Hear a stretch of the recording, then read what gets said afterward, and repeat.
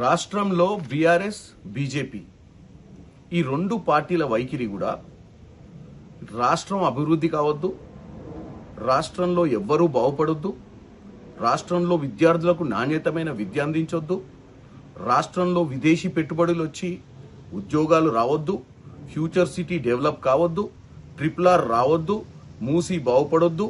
ఈ అంశాల మీదనే ఈ రెండు పార్టీలు బీఆర్ఎస్ బీజేపీ వైఖరి ఉంది.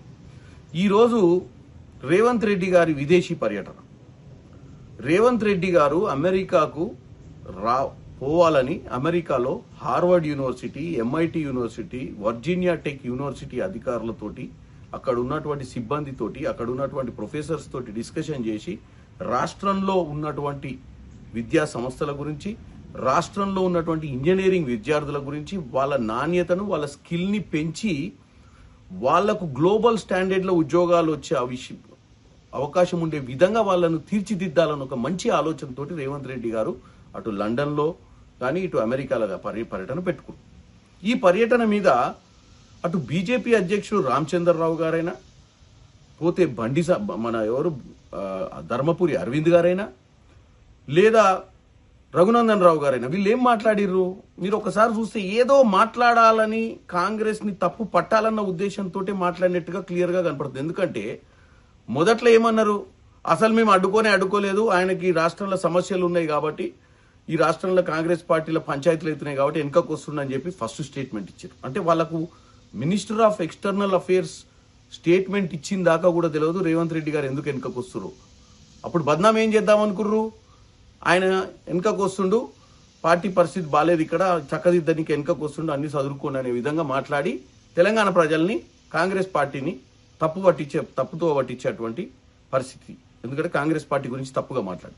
కానీ ఎప్పుడైతే మినిస్టర్ ఆఫ్ ఎక్స్టర్నల్ అఫేర్స్ మాట్లాడిరో, రేవంత్ రెడ్డి గారు విదేశీ పర్యటన ఒక ముఖ్యమంత్రి స్థాయిగా పోవాలి తప్ప ఆయన ఇష్టానుసారంగా ఆయనకి ఇష్టమైన వాళ్ళని కలవనికనో, ఇష్టమైన వాళ్ళతో తిరగనికనో పోనిక లేదని చెప్పి మళ్ళా కౌంటర్ ఇచ్చారు. నేను ఒకటే చెప్పాలనుకుంటున్నాను, మీకు సబ్జెక్టే లేకుండా ఎందుకు మాట్లాడాలి? మళ్ళీ దాన్ని వాస్తవాలు తెలుసుకొని దాని గురించి మళ్ళీ ఒక లైన్ ఎందుకు తీసుకోవాలని నేను కోరుకుంటున్నాను. ఎందుకంటే కేవలం మీ ఉద్దేశంలో రేవంత్ రెడ్డి గారు ఏం చేసినా కాళ్ళల్లో కర్రలేయాలి. గత ముఖ్యమంత్రి కేసీఆర్ గారు 2014 కంటే ముందు హైదరాబాద్ని న్యూయార్క్ చేస్తా,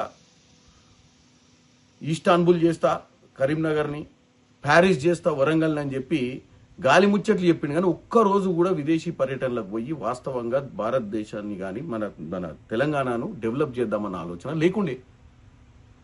ఇప్పుడున్న ముఖ్యమంత్రికి రాష్ట్రంలో 2.5 సంవత్సరాలు 3 సంవత్సరాల అధికారంలోకి వచ్చిన తర్వాత వాస్తవాలన్నీ తెలుసుకుంటూ మంచి నాణ్యతమైన విద్యను అందియాలని కోరుకుంటున్నటువంటి ముఖ్యమంత్రిని అడ్డుకునే ప్రయత్నం, ఈ రాష్ట్రంలో ఎట్టి పరిస్థితుల్లో కాంగ్రెస్ అధికారంలోకి రావద్దు, కాంగ్రెస్ ఏదైనా చేస్తే అడ్డుకోవాలని నేను ముఖ్యంగా 2 మంత్రులను అడుగుతున్నా, బండి సంజయ్ గారిని, కిషన్ రెడ్డి గారిని.